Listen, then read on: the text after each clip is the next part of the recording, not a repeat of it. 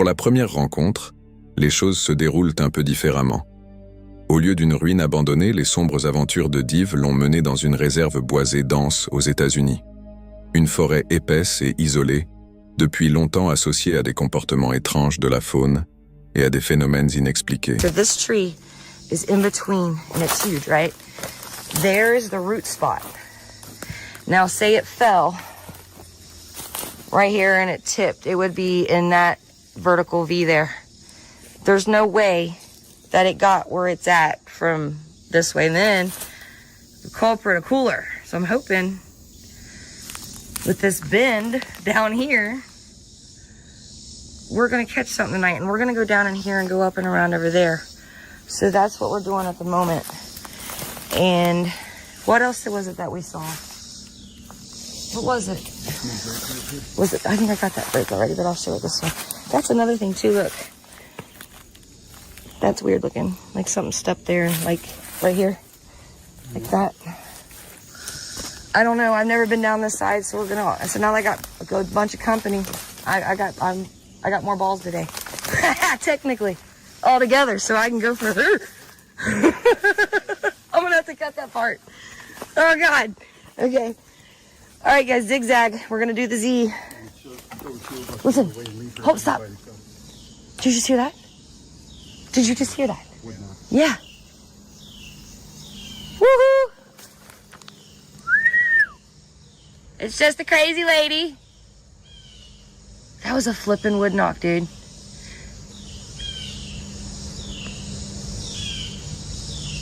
We didn't take the knocker. Do you mind to knock real quick? I didn't think we were gonna start.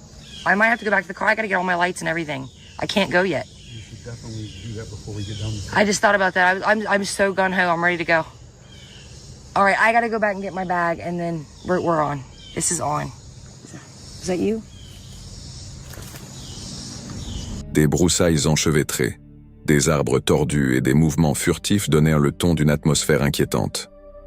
Mais ce qui se produisit ensuite mit réellement l'équipe sur les nerfs.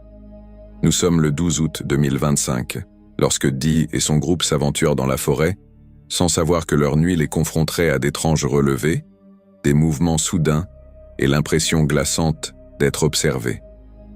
Progressant prudemment à travers les bois obscurs, Dee et son équipe remarquent que la faune s'éparpille dans une frénésie soudaine. That was cool.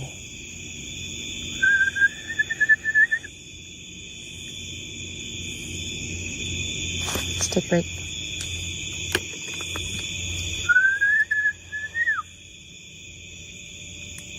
Where'd they all go? Well, they were all right here. Where'd they go? That was crazy. That rabbit call sounded off. Why are we hearing rabbits and coons and then whatever that else was all at once? I think they're mimicking. I'm not saying it can't be, but look, we got bark off of one of these trees, off of that, I guess, where they're termiting. So there's nothing over there, then how is all those voices coming in? That's what I was saying. If we heard voices that way, it's not possible. I don't know about going through this. We've gotten every animal call from right here. It's crazy.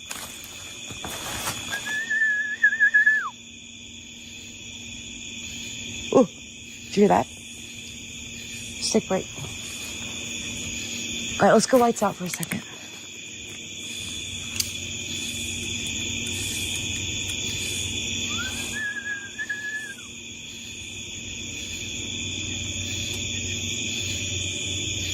What was that? Something just touched that tree. I swear I heard something break off of it. Something's gonna get me in the face. I can feel it. I don't like it. I'm coming back. I just feel like I'm gonna get got in the face for some reason, like a raccoon. Something gonna fly at it.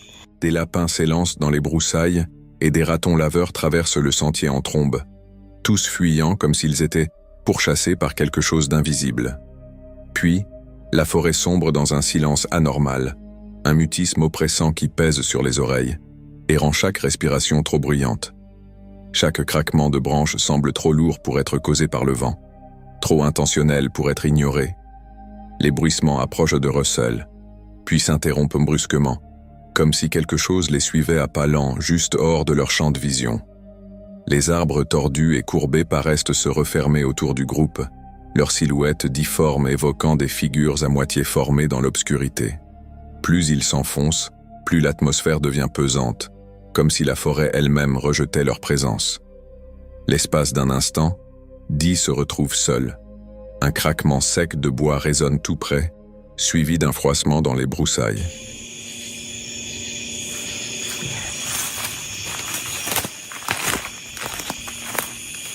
All right, they are hanging. I'm gonna go ahead and give it. Oh my God, you creepy little shit! What are you doing? What are you doing? Ugh. What do you want? How dare you be in these woods where you live? How dare you? I gotta go around you. You just stay there. I'm gonna go ahead and I'm gonna go this way. You go that way. My God, I'm being stalked by a possum. Oh, how dare it live in the wild? Ow, God. Something in my boot and it sucks. Where is the axe? Oh.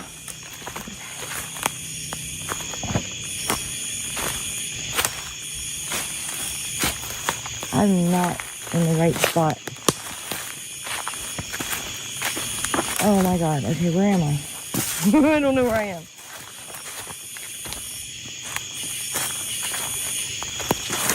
Ah! I don't remember that. Woo!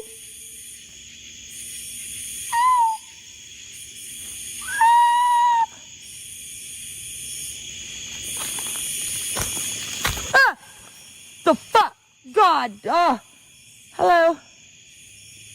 What was that? Who was down here? I sound like a whole log moving, man. I've had it. Les opossums s'éparpillent de façon imprévisible, leur comportement étrangement volontaire, comme s'ils réagissaient à quelque chose d'invisible. Même après avoir quitté la forêt, Dee et son équipe ne pouvaient se défaire de l'impression d'être suivis. Des mouvements inexpliqués, des animaux au comportement étrange et des pics soudains sur le détecteur de radiation se combinaient pour créer une atmosphère presque surnaturelle. L'expérience fut un rappel glaçant que même les bois les plus familiers peuvent dissimuler des secrets. Et parfois les rencontres les plus terrifiantes ne sont pas celles que nous voyons, mais celles que nous ressentons, pressantes, surgissant de l'obscurité. Le monde recèle d'innombrables choses que nous ne comprenons pas entièrement, et parfois, les véritables dangers se cachent dans l'invisible, ces choses qui font du bruit dans la nuit ou qui murmurent depuis les ténèbres. Qu'avez-vous pensé de cette rencontre? Dites-le moi.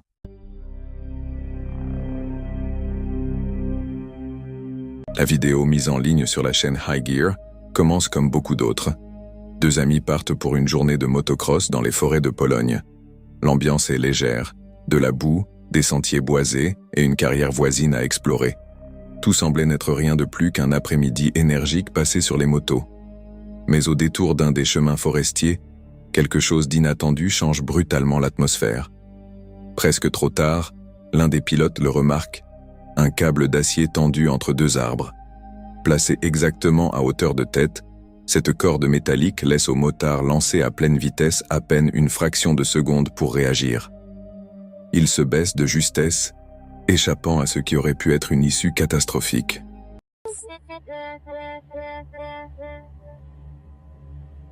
No, it's over. I've seen you passing by, leaning, the perfect light. A happy ghost smile feels like someone cut out my tongue. I didn't know a heart could die this young. Oh. Now, when I look in your eyes, I feel paralyzed.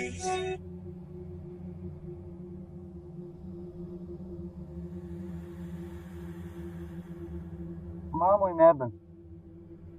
Ti vidio to, a? Dobar stonak ima, idioti. Mamo i nebe. A imaš kakšen nos, da mi sporočila postigneš? Kaj ti zdržam, stari, te naravno? Princ, slov! Ko je, Ben?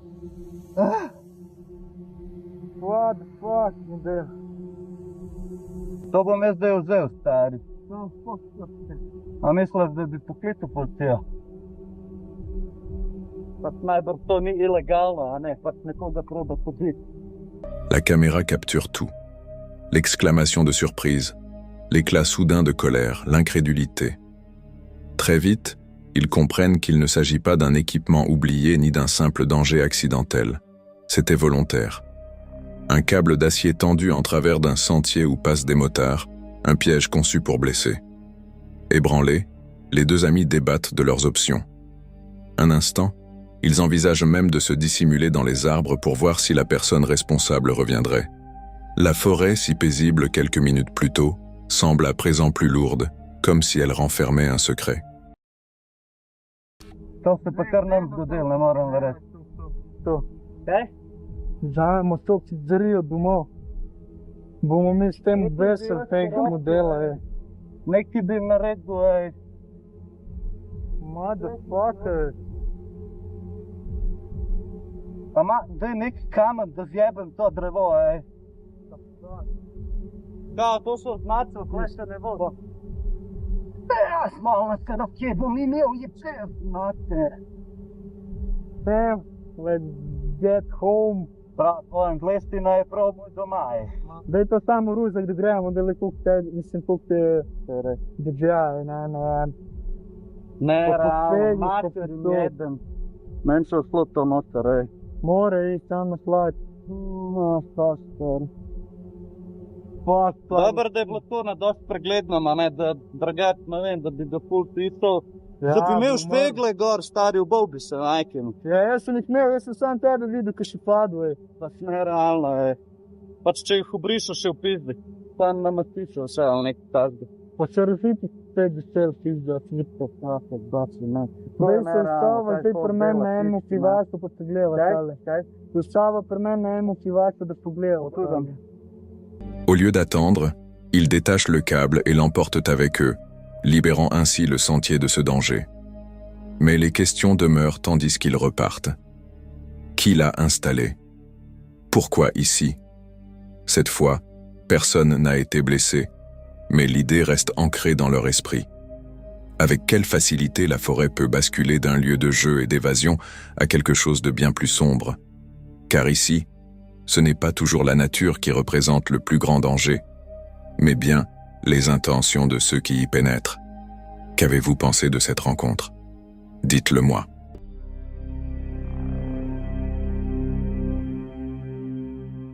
Le 8 août 2025, la chaîne YouTube Exploring with Bear retrouvait Seul, un tronçon de forêt notoirement célèbre dans le New Hampshire, le prétendu territoire du Bigfoot de Berlin. À peine 2 nuits plus tôt, son expédition s'était achevée avant même de commencer, lorsqu'une présence l'avait stoppé net à la lisière de la forêt. Cette fois, il décida de continuer. Au début, son excitation le poussait à s'enfoncer à nouveau dans les bois, mais à mesure que la lumière du jour déclinait, cet enthousiasme laissa peu à peu place à un sentiment de malaise. Plus l'obscurité s'épaississait, plus l'air semblait devenir lourd. À la tombée de la nuit, Bear commença à installer son campement. Chaque craquement de branches ou bruissement dans les arbres le maintenait en alerte, l'obligeant à jongler entre la concentration sur ses tâches et une vigilance constante sur son environnement. Welcome back to another adventure. If you're new to the channel, I'm Jer Bear. For tonight's adventure, I have worked up the nerve to come back to where I just came the other night to film for you guys. A Bigfoot hunting adventure here and Bigfoot territory in the wetlands. But before I even entered the forest, down at the end of that, I was on that road, right there. A huge crash happened, like right where I'm standing now. I pointed my flashlight down the trail, facing this way. And right in this area, there was a huge set of eyes standing. I could see it moving too. I'm nervous now though, because the sun's going down. I felt a lot better about 15 minutes ago when it was pretty daylight. Like it looks a lot lighter on camera maybe. Now you can tell it's getting dark. So without further ado, and pretty much risking my butt for you guys, let's head on down this trail, set up a little camp, and see what we can't see what we can't hear. We'll do some Bigfoot knocks, some Bigfoot calls. And I'm nervous. Peu de temps après, le silence fut brisé. Des pas lents, délibérés, se déplacèrent sur le sol de la forêt. Des branches craquaient, juste hors de vue. Les sons n'étaient pas constants, mais suffisamment proches pour qu'ils comprennent qu'ils n'étaient pas entièrement seuls. Alors que le feu s'éteignait peu à peu, de nouvelles perturbations se faisaient sentir. Sa lampe frontale captura l'éclat d'yeux lumineux qui le fixait depuis l'obscurité. Chaque léger mouvement, chaque ombre changeante, suggérait une présence juste hors de portée, quelque chose, ou quelqu'un, qui l'observait. What just thumped from over here?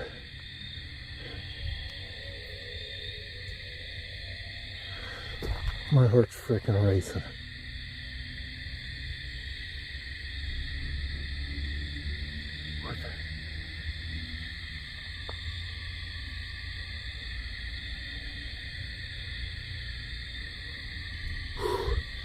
My fire's out.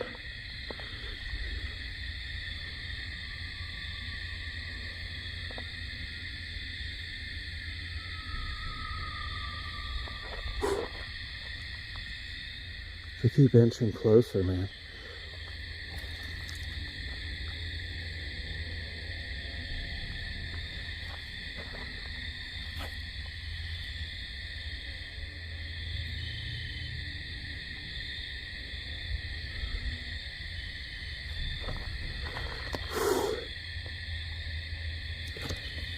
Does this thing go any brighter? Oh, there they are again.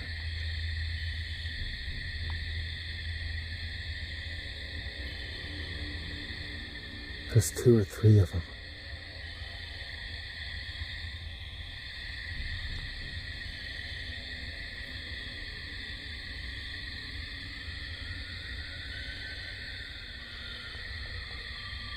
This is insane. La voix de Bear trahissait ce que la lueur de son feu ne pouvait cacher. La forêt semblait se refermer autour de lui, et son anxiété atteignait son paroxysme. Dormir n'était plus une option. Partir commençait à lui paraître le seul choix raisonnable. Pourtant, il savait qu'il ne pouvait pas simplement abandonner son camp à la légère. Bear s'assura que le feu était éteint, hésitant à laisser derrière lui la moindre trace de sa présence dans une compagnie si incertaine. Avec tout ce qui se passe, je vais m'assurer que le feu soit bien éteint et que tout soit rangé. Ses nerfs étaient encore plus tendus. Les yeux étaient toujours là, fixés sur lui, silencieux mais immobiles. Well, our fire went out. With everything that's happening, I'm gonna make sure that fire's out and just get everything cleaned up, the chair put away. I'm not sitting down no more.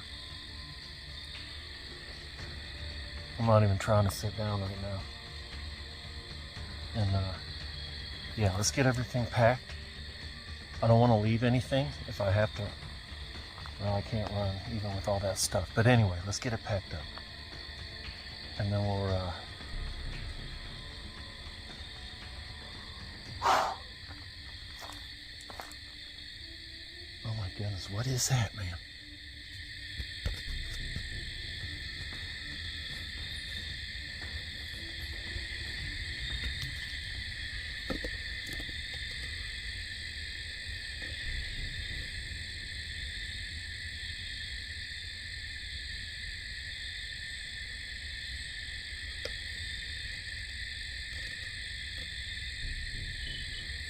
I can see him back there. Eyes watching us.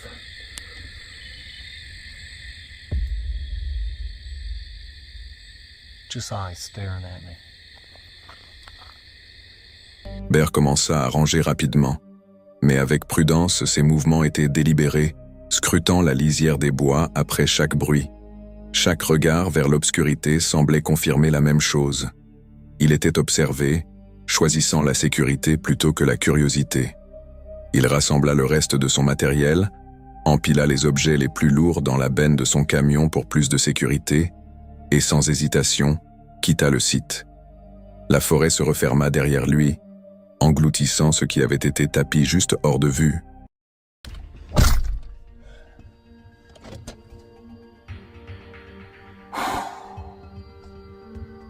That was scary. So many eyes, but then stuff was thrown twice. Man, my heart really is racing. Oh my goodness. All right, let me calm down for a minute. Holy smokes. This place, that's twice. Oh goodness. So I think from now on, we're going to call this place Bigfoot Forest. This was the wetlands. But that's the last 2 times I've been here. And tonight, boy, man. Woo! Que l'activité étrange fût l'œuvre d'animaux, de personnes égarées ou de quelque chose de bien plus insaisissable, une vérité hantait Bear plus que toute théorie. La présence indéniable de quelqu'un ou de quelque chose dans un endroit qu'il pensait vide. Ici, les animaux peuvent être anticipés, mais l'inconnu, humain ou non, éveille un tout autre type de peur. C'est ce sentiment, plus que tout, qui transforma sa curiosité en un désir ardent de continuer à chercher. Qu'en pensez-vous? Qu'est-ce qui se trouvait là aux côtés de Bear?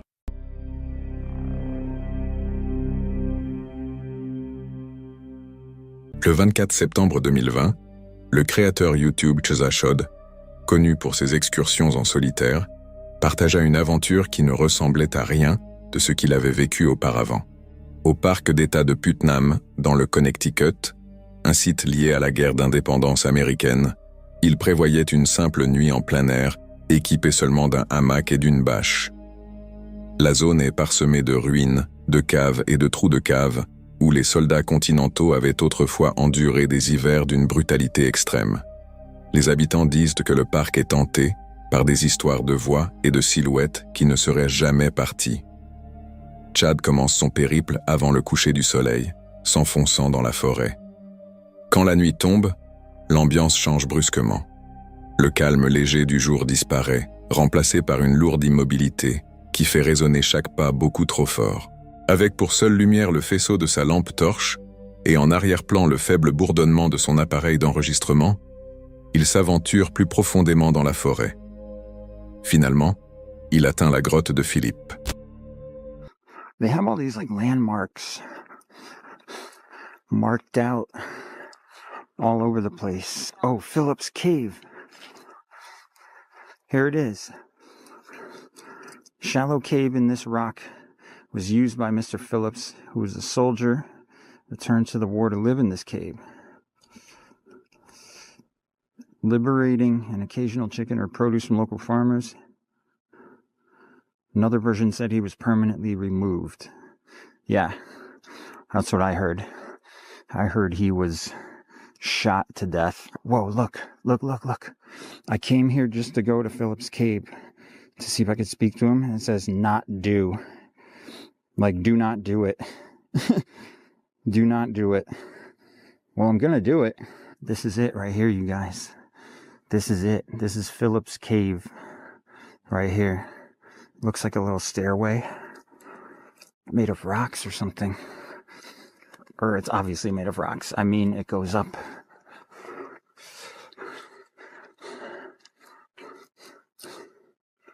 Wow, this is really cool. Oh, yeah, he must have lived. This is his cave. Little quarters right here. Wow, think about being alive a couple hundred years ago, man. And living back here during a crazy war. And the way that the people were back then. Philip, Mr. Phillips, I'm sorry about what happened to you on this cave.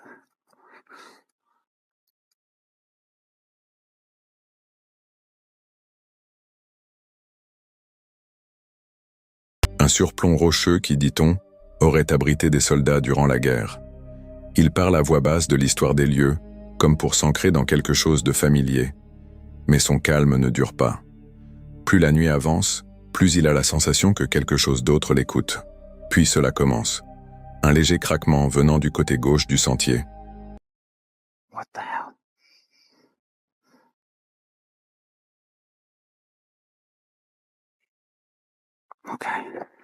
Okay. Something's...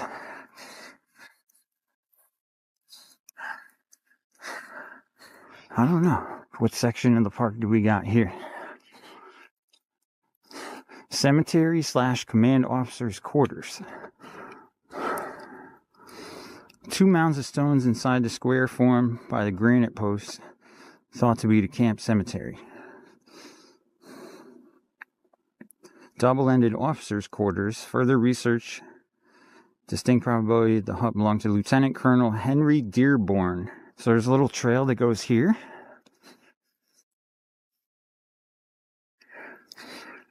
Yeah, I guess they thought this might be a cemetery here. Oh, cool. So there's like a little memorial.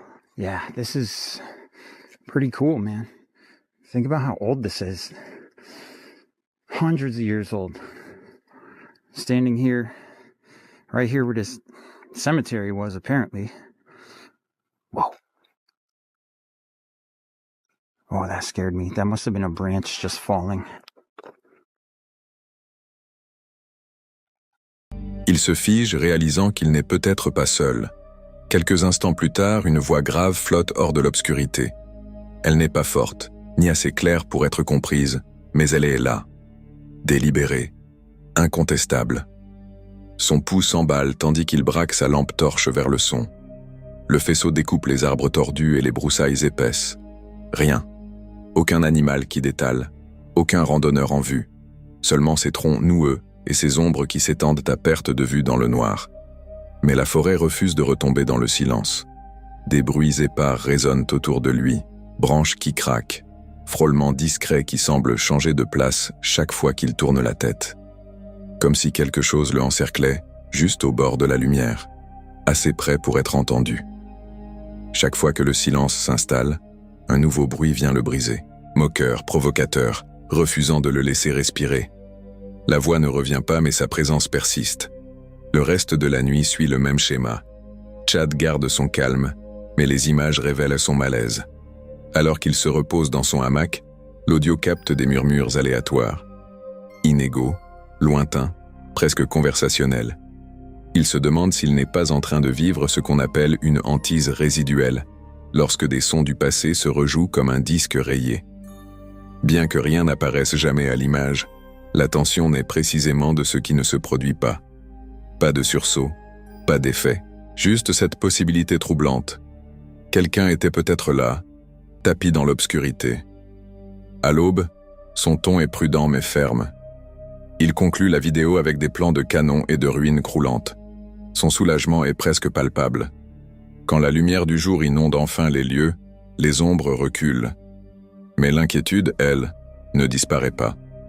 Ce qui rend cette expérience mémorable, ce n'est pas ce qui a été filmé, mais ce qui ne l'a pas été.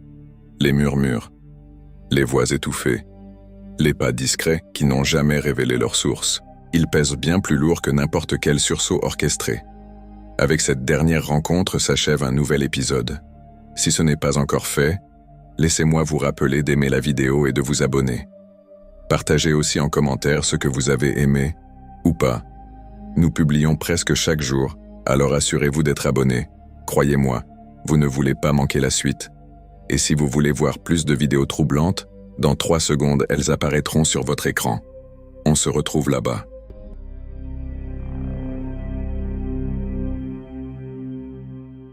La vidéo mise en ligne sur la chaîne Kev's Outdoor Adventures commence avec Kev et son chien Chow, partant pour un camping sauvage sur Hunter's Hill, dans le comté de Cumbria, en Angleterre.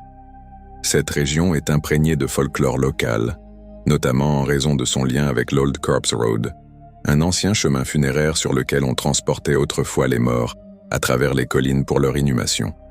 Today, we're at Mordale, in Penrith. I've got Chow with us. There's a cart there. So just parked there. We're going to head up Haunted Hill. We've been here before, last year. I didn't get a video of it. So this time, I'm going to do a video and let you see the area where we are. Up this side, Chow. Here, up here. Chow. Wants to wander off. There it is, guys. Old Corpse Road. Come on up here. So we're going to head up here. I'll bring us back when we get so far up. To the off a bit.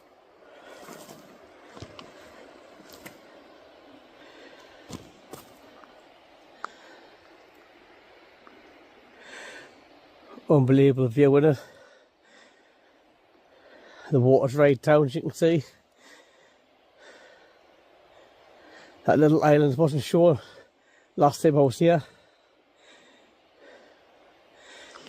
So, heading up this way. I'll let Chow off his leader before long. Just to make sure there's no sheep in that about. So I'll bring us back when we get further up.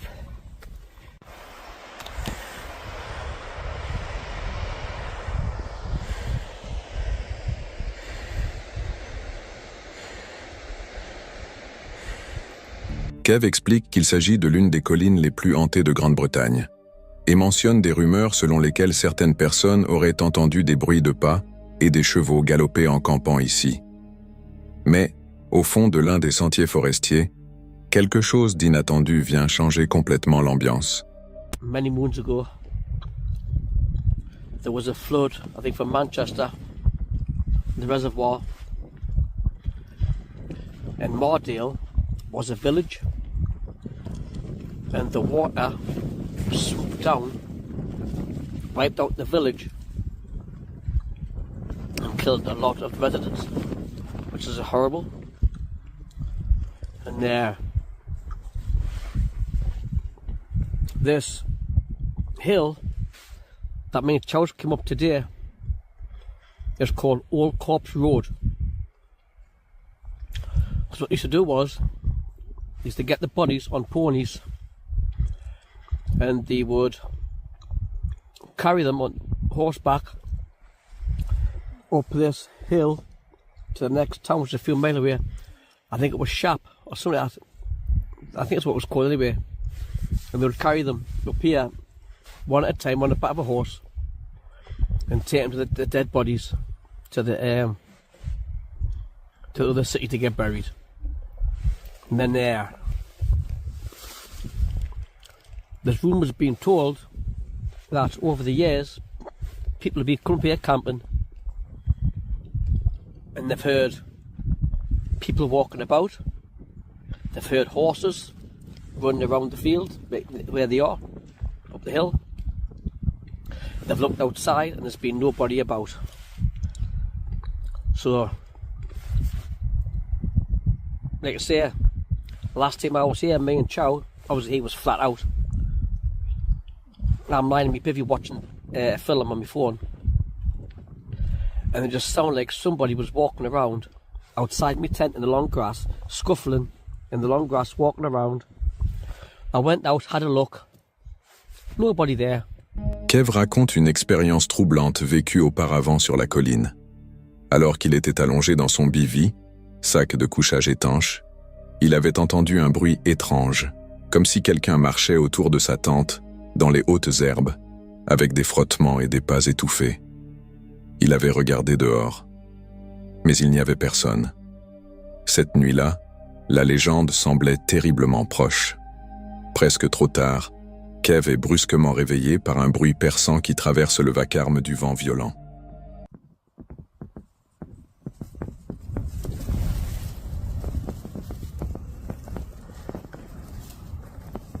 Sounds like something's outside, like walking about.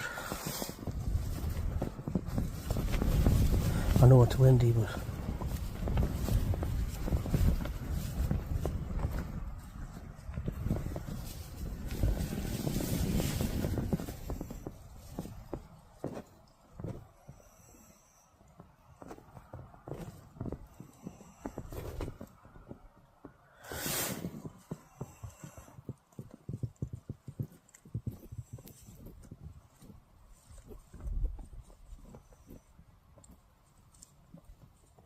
fuck's that? I didn't know if you can pick it, you can hear it or not.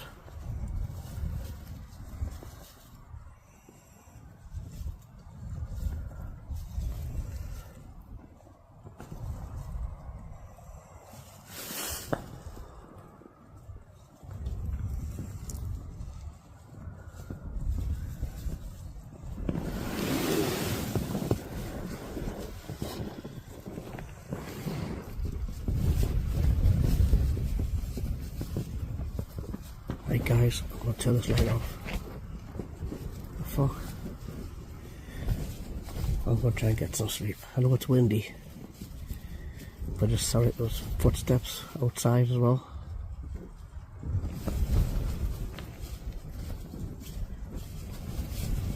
Can't hear it now, like, but you know when you feel like people walk around in long grass, makes it a rustling sound. That's what it was like. Ce n'était ni le claquement de la bâche, ni le battement de la tente. C'était un bruit distinct et intentionnel de pas. La caméra capture le moment où Kev réalise ce qu'il entend. Il reste immobile dans le silence. La caméra toujours en marche, écoutant attentivement. Il éteint sa lampe frontale pour mieux percevoir les sons et finit par conclure qu'il s'agissait bien de pas à l'extérieur. On aurait dit que quelqu'un marchait dehors, dit-il. Ce bruit de froissement qu'on entend quand quelqu'un se déplace dans les hautes herbes, c'était exactement ça. À l'aube, Kev plie son campement. Bien qu'il ait tenté de rationaliser les bruits, il admet finalement que le son était trop précis, trop humain, pour n'être que le vent. Alright guys, we're all getting packed up. It's a bit nippy, windy. They keep the phone out. It's all like sick. Well, not sick, but like it's a bit nippy. And it's on. So I'm gonna get the tent down. All the stuff's put in the bag. I get this tent down. And we'll be getting out of Dodge City. I'll bring it back when we're all packed up. To the off a bit. Right guys, we're all packed up, we're heading back down now. It's getting very cold now. As you can see, after our camps, leaving no rubbish. Charles got his coat on because it's bloody cold. So we're going to head back down now. I'll bring it back. Yeah. Get it.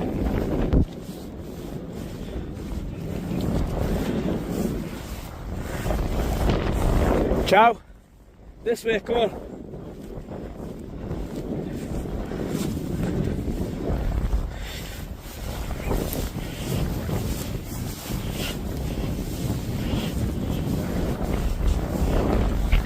He's got his hood on.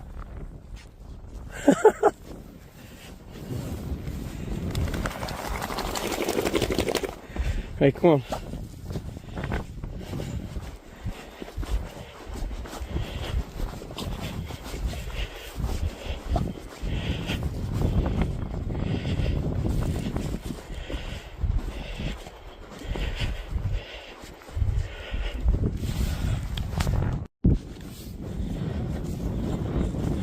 Les sons étaient trop réels, et ils correspondaient parfaitement à ce qu'il avait déjà entendu lors de sa précédente expérience sur cette colline hantée. Troublé, Kev redescend lentement vers la vallée, le doute toujours présent. Les questions restent sans réponse. Était-ce simplement le vent qui jouait des tours, ou bien l'écho du passé, le bruit des voyageurs perdus sur l'ancien Old Corps Road? Cette fois, il n'y avait aucun danger physique, mais l'idée le hante encore. Comme si ici la colline pouvait basculer en un instant d'un refuge d'aventure à quelque chose de bien plus sombre.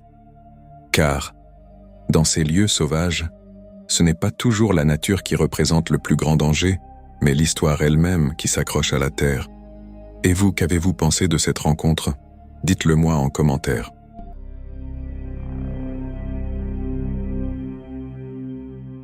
Le 21 octobre 2019, Sky de la chaîne YouTube Swamp Valley a mis en ligne une vidéo de son excursion en camping au domaine de Landfine, en Écosse.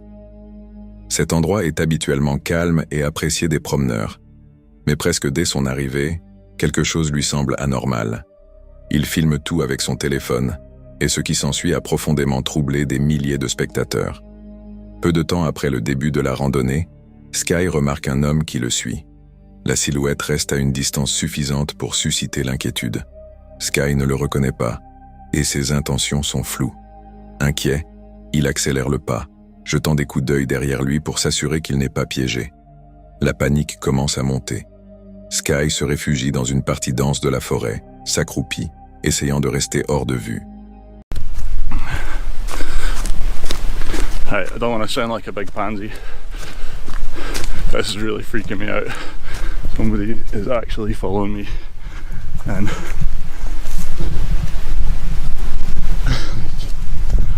it's freaky, man.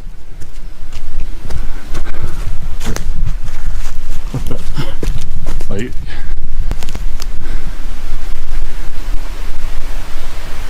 who the hell is that?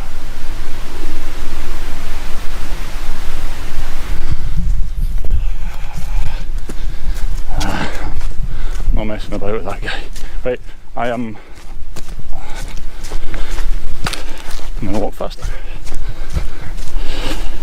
Get up to my pals. It's freaky, man. It's freaky.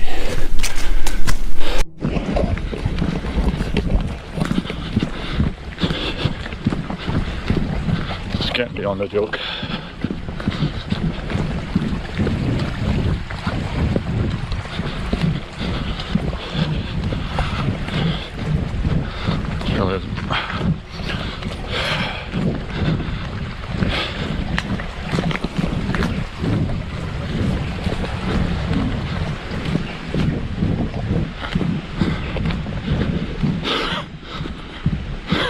La caméra montre l'homme passant tout près.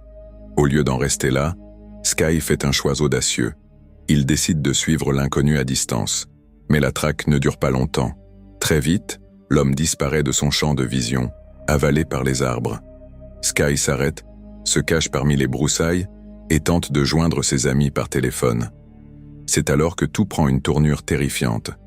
Tandis qu'il reste accroupi, l'homme réapparaît soudainement, penché juste au-dessus de lui. Il renverse ce qui semble être de l'essence en direction de Sky. Ce dernier bondit et s'enfuit, mais l'inconnu tient désormais une torche enflammée à la main. Sky court à travers les bois, ralentit pour reprendre son souffle, seulement pour découvrir que la silhouette l'a encore devancé.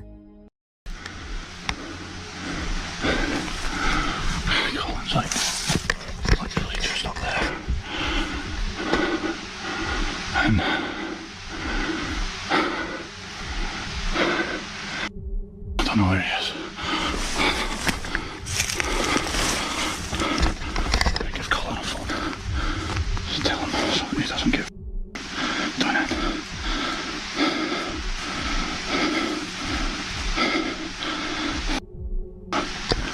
Where the hell is he? Oh! Jesus! Help! Oh! The fuck! Jesus!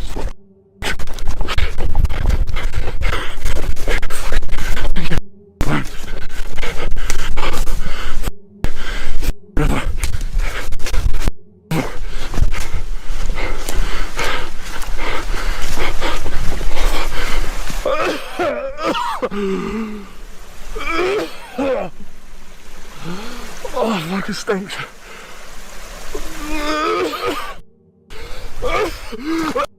Hell. Get the f*** away from me! Get the f*** away from me!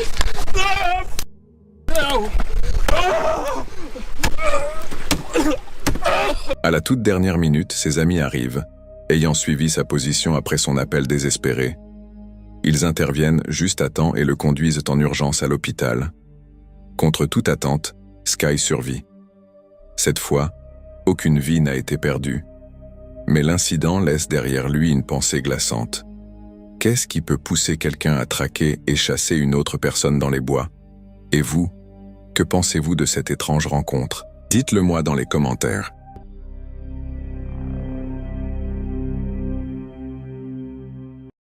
Le 25 septembre 2022, Nick et Ted, créateurs de la chaîne YouTube The Hunting Public, se préparent pour ce qui devait être une journée de routine dans les bois. Leur chaîne capture habituellement leurs aventures de chasse. Note importante, aucun animal n'a été blessé dans cette vidéo, et les scènes suivantes peuvent contenir des images troublantes. Ce matin-là, Nick et Ted se lèvent tôt, déterminés à atteindre leur emplacement avant que quiconque ne les remarque. Ils s'installent et attendent. Mais la forêt reste silencieuse. Les heures passent, sans le moindre signe. Dans l'après-midi, ils changent de stratégie et choisissent une zone publique isolée. Une fois en place, ils recommencent à attendre. Mais ce qu'ils rencontrent ensuite est quelque chose de vraiment terrifiant.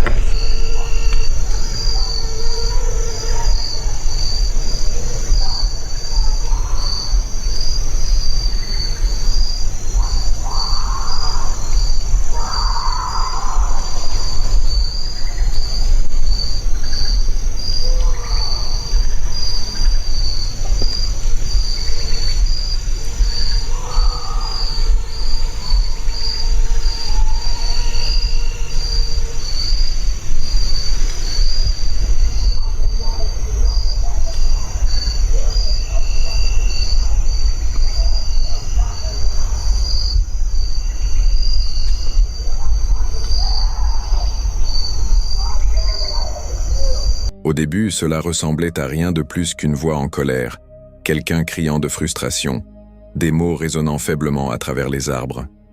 Était-ce une dispute ou simplement un homme qui se défoule seul? Puis, un son change tout. Ce qui résonne clairement comme un coup de feu. Était-ce un meurtre ou un autre chasseur dans les bois? Ce qui se passe ensuite donne une piste sur ce qui se déroule. Une cartouche est tirée avec colère. Un homme hurle « Je te déteste ». Le coup de feu est suivi d'un silence puis de plusieurs autres coups de feu. Dans une forêt, sans personne d'autre en vue, cela ressemble très clairement à un meurtre.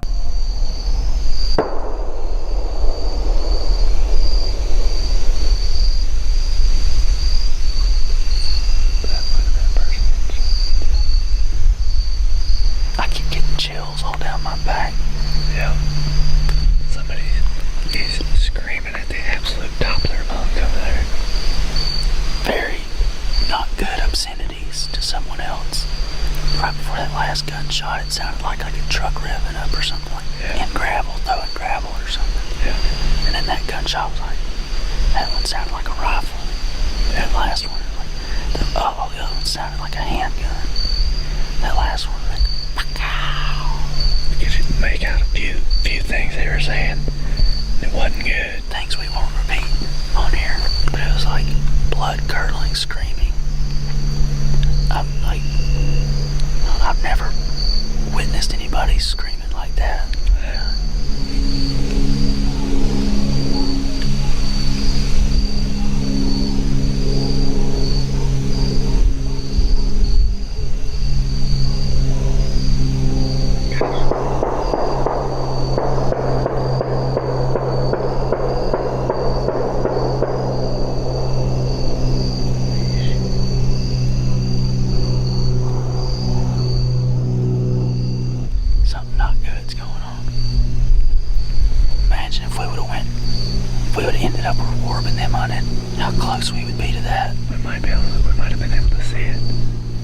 Terrifiés, Nick et Ted n'ont pas attendu pour en savoir plus. Ils ont rapidement quitté les bois, regagné leur véhicule et contacté les autorités. Cette rencontre laisse une impression glaçante. Une chasse tranquille interrompue par des sons de colère, de douleur, de coups de feu, puis de silence. Que s'est-il réellement passé là-bas? Était-ce une dispute entre chasseurs ou quelque chose que personne n'était censé voir? Et vous? Quel est votre avis sur cette effrayante rencontre?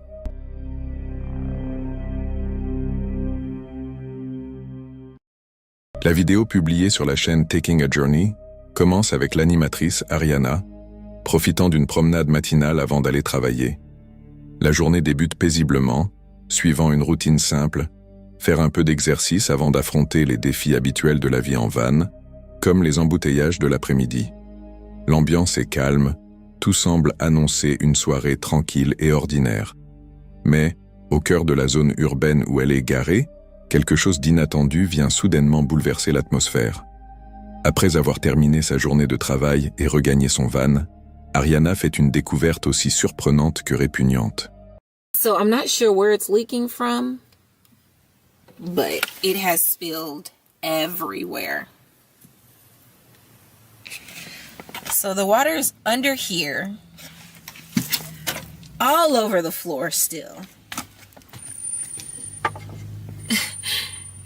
And down here. I am definitely going to have to redo my floor. It's a lot of moisture under here and it's starting to pill up.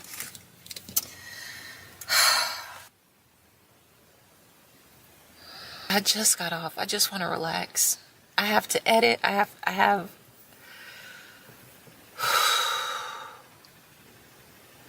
and I have a lot of stuff to clean, and it's not just cleaning up the water because it's from my gray water tank.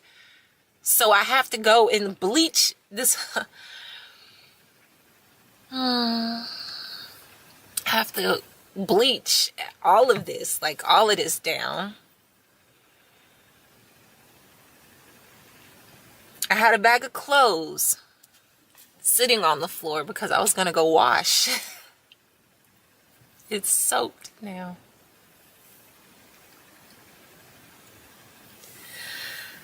My attitude is pretty bad right now. Like, I'm not feeling this right now. I am so mad. And I have a huge mess over here, everywhere.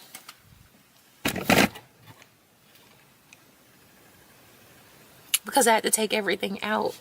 Son réservoir d'eau grise a fui. L'eau s'est répandue partout, trempant ses vêtements et commençant à s'infiltrer dans le plancher. Son humeur change aussitôt. Ariana est submergée, furieuse face à l'ampleur du désordre insalubre qu'elle doit nettoyer. La réalité s'impose. La nuit s'annonce longue et éprouvante. Elle passe des heures à tout désinfecter, allant jusqu'à javeliser le sol 3 fois, mais avoue que rien ne lui semble vraiment propre. Épuisée, mais soulagée d'en avoir enfin terminé avec cette crise intérieure, elle s'installe pour se reposer. C'est à ce moment-là que la caméra capture l'arrivée de la menace extérieure. Someone just came and knocked on my window and said I'm out here. And I always keep my my pocket, you know, on me. So I'm reaching back. I'm stunned because who the is this? I don't see the person anymore. I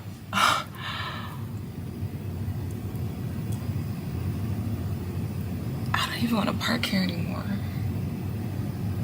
Y'all, I don't want to park here anymore.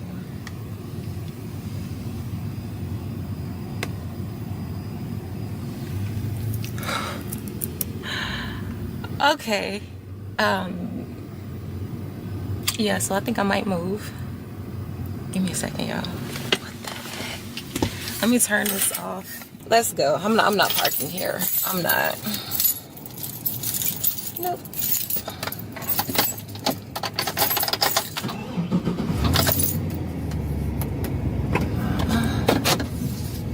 I will find another spot, but I'm not parking here.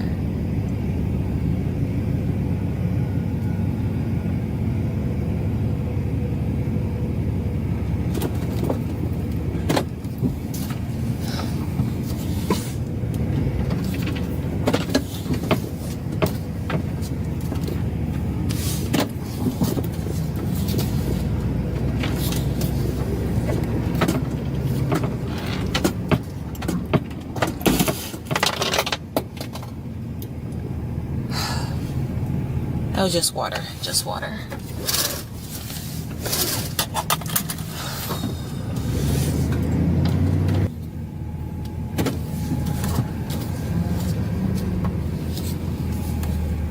Alors qu'elle commençait enfin à se détendre, un coup soudain et délibéré frappe sa fenêtre.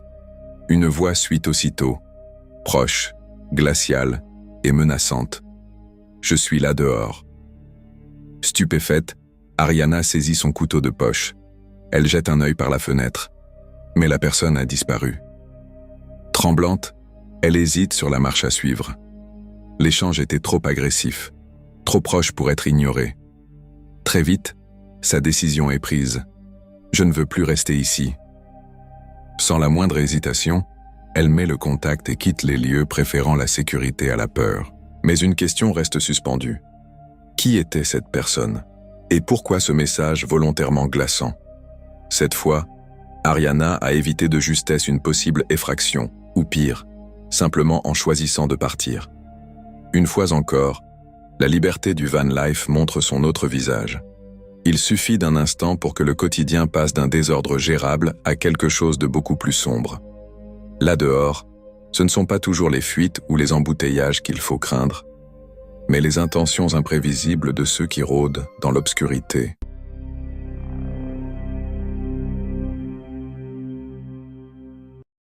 Brendan a mis en ligne cette vidéo sur sa chaîne.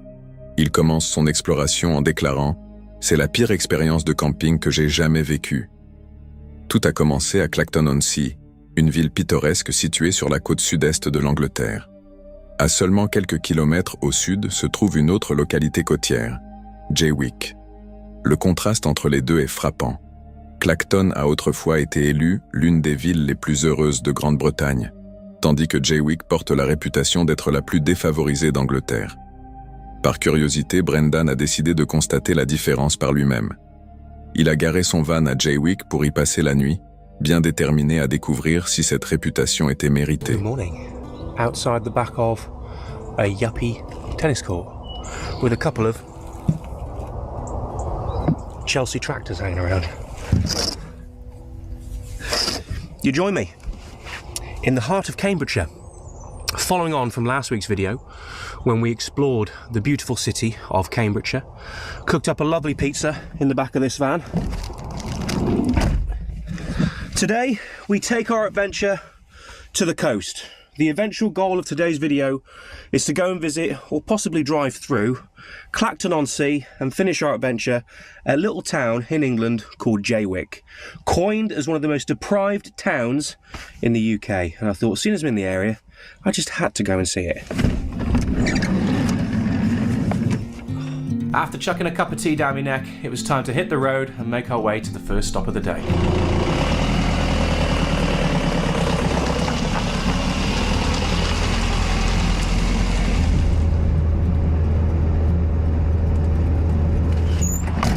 So here we are, in a place called Dedham. Greeted by the local swans and, what are those birds? Pigeons? Yeah, sounds about right. Au début, rien ne semblait inhabituel. La journée s'est déroulée calmement, et lorsque le soir est tombé, Brendan a déplacé son van vers un endroit où il prévoyait de camper pour la nuit. Il s'est garé, s'est installé, et a commencé à se préparer pour la soirée à venir.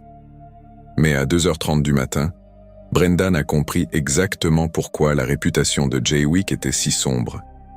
Il a été brusquement réveillé par le bruit de la poignée de sa porte qui s'agitait. Avant même qu'il ne puisse réagir, un intrus a brisé la vitre de son véhicule. Brendan a crié, et aussitôt, l'inconnu a pris la fuite dans l'obscurité. C'en était trop. Brendan a décidé que la nuit était terminée.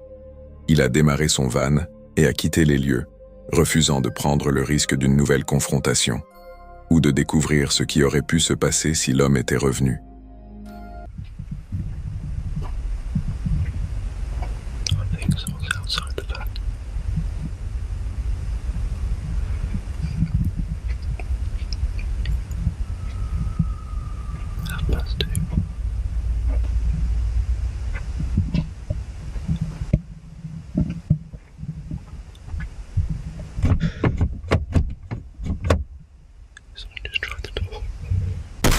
Hey!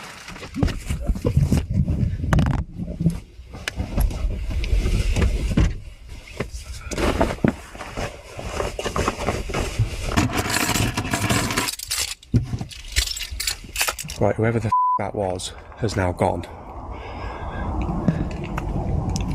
I'm gonna get out of here. Oh my god.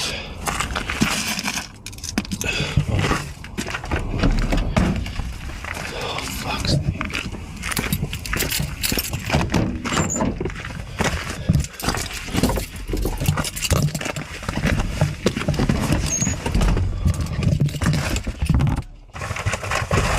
Where's my phone?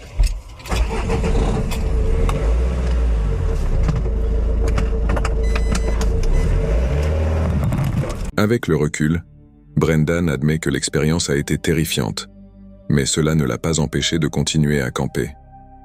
Il affirme simplement qu'à l'avenir, il sera plus prudent quant aux endroits où il choisira de passer la nuit. C'est un rappel que, parfois, les véritables dangers ne viennent pas de la nature ou du mauvais temps, mais des lieux que nous croyons sûrs. Et vous, qu'auriez-vous fait à la place de Brendan ?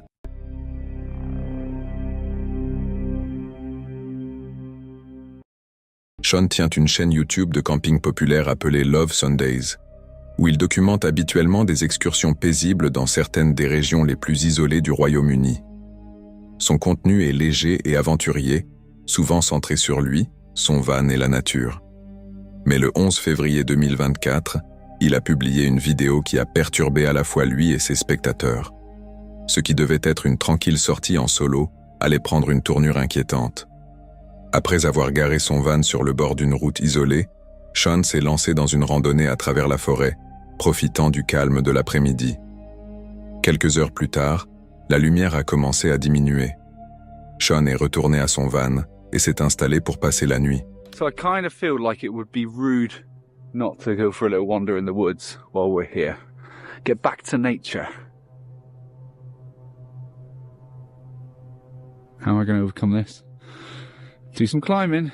I mean, it's just padlocked. There's no signs that say keep out, so I'm going in.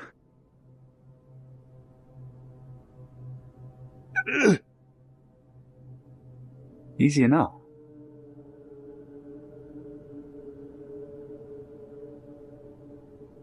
It really is quite beautiful, just the way that the sun's kind of like coming through the trees. This is the end of the track, so it looks like I'm going to have to go off-road.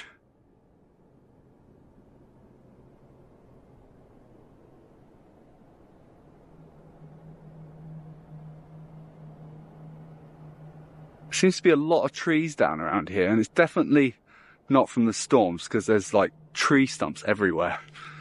But even though these ones here look like they were cut down, but that one there has been blown over because all the roots are up.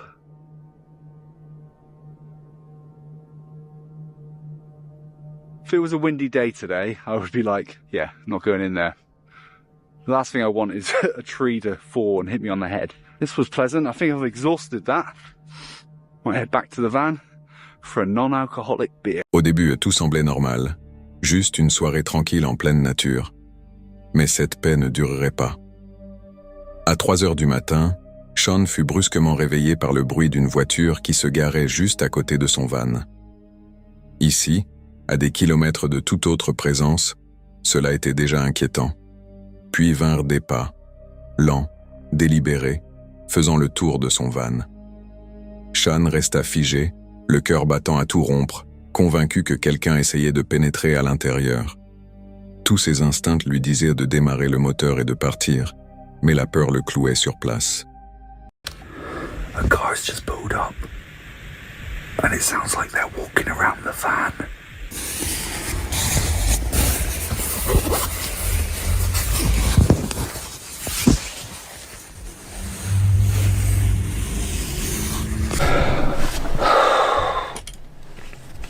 So, I was just woken up because I heard a car pull up, and it was at the front of the van.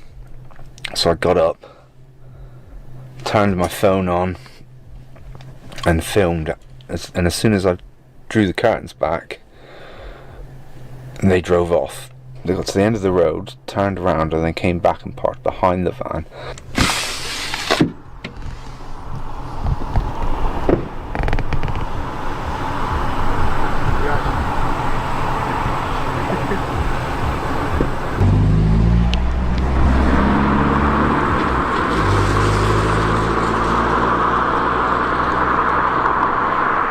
I don't even know, like, what, they just think that there's just some random van parked here that they might be able to break into, or I don't know, but it's a little bit freaky. It makes me kind of like, I'm not moving, but I don't want somebody breaking in thinking there's no one in here, because that would be a right pain.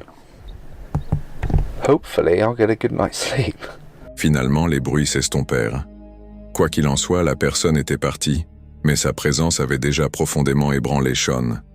Le matin, la situation empirait. Alors que Sean se préparait à partir, il sortit et fit une découverte terrifiante. Les portes de son van avaient été attachées avec des colliers de serrage depuis l'extérieur, le verrouillant à l'intérieur. Il réussit à se libérer, mais c'est alors qu'il remarqua quelque chose d'encore plus inquiétant. Des empreintes de doigts étalées sur l'extérieur du van. Celui ou celle qui avait été là avait tenté de pénétrer à l'intérieur, et les colliers de serrage laissaient entrevoir une intention encore plus sinistre, comme s'il voulait s'assurer que Sean ne puisse pas s'échapper. Well, I think we should at least go outside and see how miserable the weather is.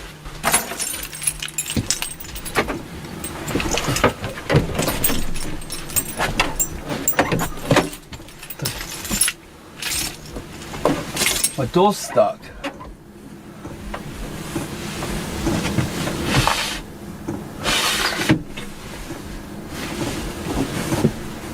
What the actual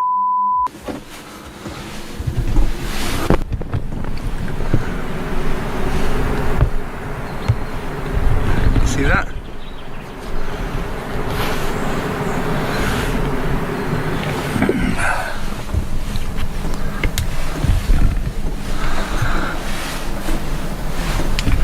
I don't even think I can shut the door now. So when I said I got left alone last night, it doesn't look like I did get left alone, does it?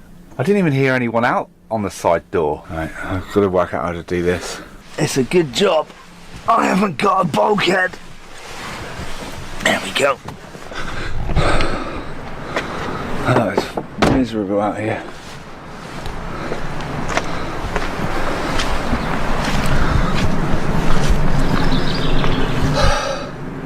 So there's obviously just people wanting to f*** about and just be funny, I guess, but how dangerous is that, locking someone in their van?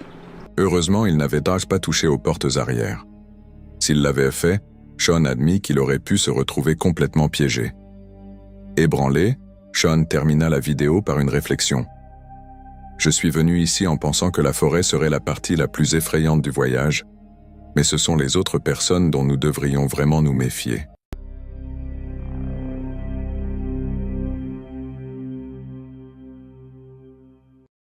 Black Crag, un youtubeur passionné par ses randonnées à travers sentiers, forêts et paysages isolés, s'est lancé dans une nouvelle aventure. Sa chaîne est habituellement calme et contemplative, axée sur des treks paisibles et des nuits silencieuses sous les étoiles, souvent en compagnie de son fidèle chien Finn. Cette fois, sa destination était Sutherfell, dans le Lake District, une colline entourée de légendes, avec des récits de phénomènes étranges et même des témoignages d'une armée fantomatique marchant sur ses pentes.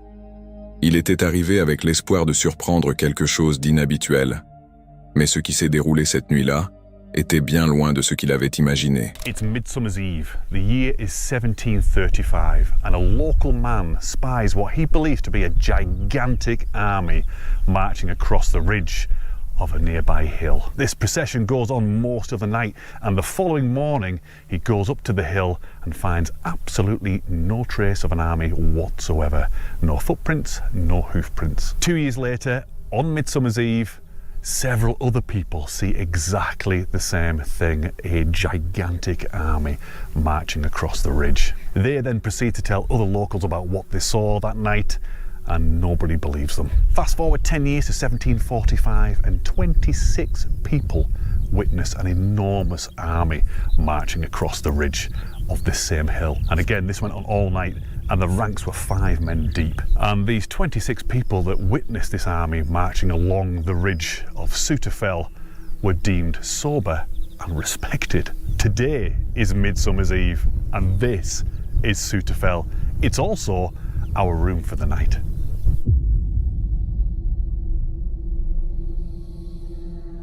I think what we're going to do is we're going to set up our tent here. This is the southern end of Sutterfell, because this one gives us the fantastic view out towards Blencathra right there. So without further ado, let's get the tent up. Il a monté sa tente et a commencé à s'installer, passant un moment léger et détendu avec Finn, alors que la soirée conservait encore le rythme calme auquel ses abonnés étaient habitués. À un moment, Black a même fait remarquer qu'il n'était pas fan des fantômes ni de tout ce qui touche au surnaturel. Pourtant, les événements de cette nuit allaient mettre cette conviction à l'épreuve. Après avoir exploré un court trajet depuis son camp, il est revenu pour remarquer quelque chose de troublant. À l'intérieur de sa tente, il a tenté d'expliquer ce qui l'avait si profondément ébranlé. Oh, what the hell? There's a bloke stood next to my tent. What the f***?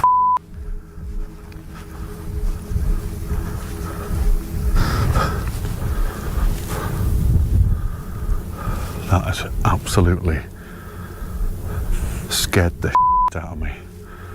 I'm not kidding you. I was walking down there, coming back towards the tent, talking to you guys.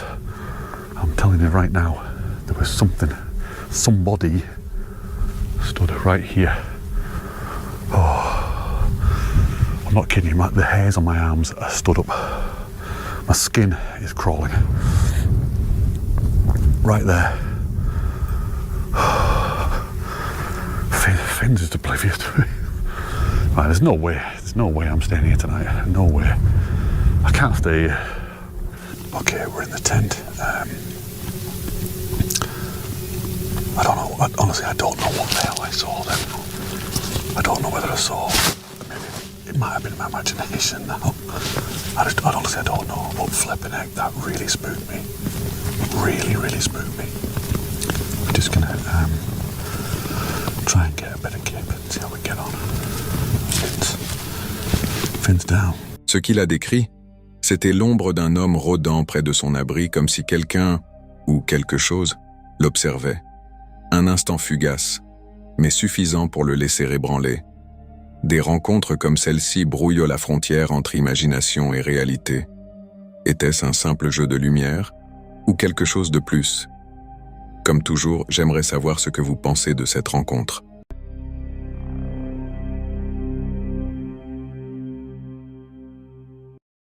Le 26 juin 2025, une vidéo publiée sur la chaîne Uncle Reggie débute avec l'animateur installant sa petite tente après une randonnée exténuante, imprévue et bien trop chargée. Il retire ses bottes pour se détendre et se montre totalement transparent avec le spectateur. C'est mon tout premier camping en solo, et pas sur mes terres en plus. Être seul à plusieurs kilomètres dans les bois, c'est différent. L'ambiance est un mélange de soulagement épuisé et de nervosité palpable face à l'isolement. Mais, au fond de la lisière de la forêt, quelque chose d'inattendu vient briser cette atmosphère. Reggie reconnaît que les vidéos YouTube ne te préparent pas vraiment aux sons troublants de la forêt, ceux auxquels tu n'es pas habitué. Son anxiété le pousse à garder sa protection juste sous ses jambes, à portée de main, pour se rassurer.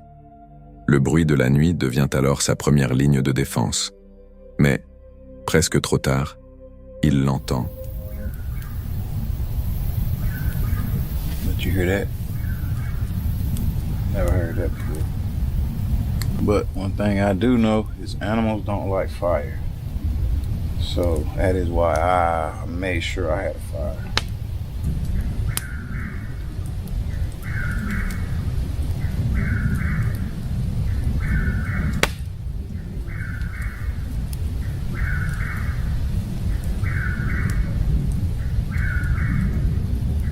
It's definitely getting closer.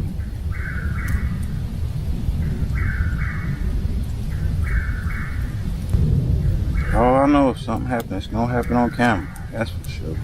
And it's so dark in the woods that when you look up in the sky, it looks like it's actually could be earlier than what it is. But it's actually 10 o'clock.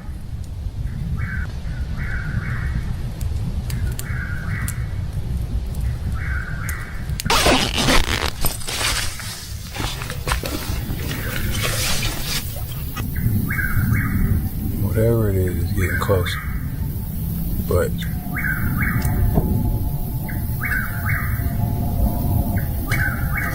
we shall see. Un bruit net, distinct, déchire le silence de la nuit. Reggie se rappelle aussitôt que les animaux n'aiment pas le feu, raison pour laquelle il a tenu à garder une flamme allumée. La caméra capte la tension grandissante alors que le bruit revient. À voix basse, il murmure. Ça se rapproche, c'est sûr. Il est visiblement tendu.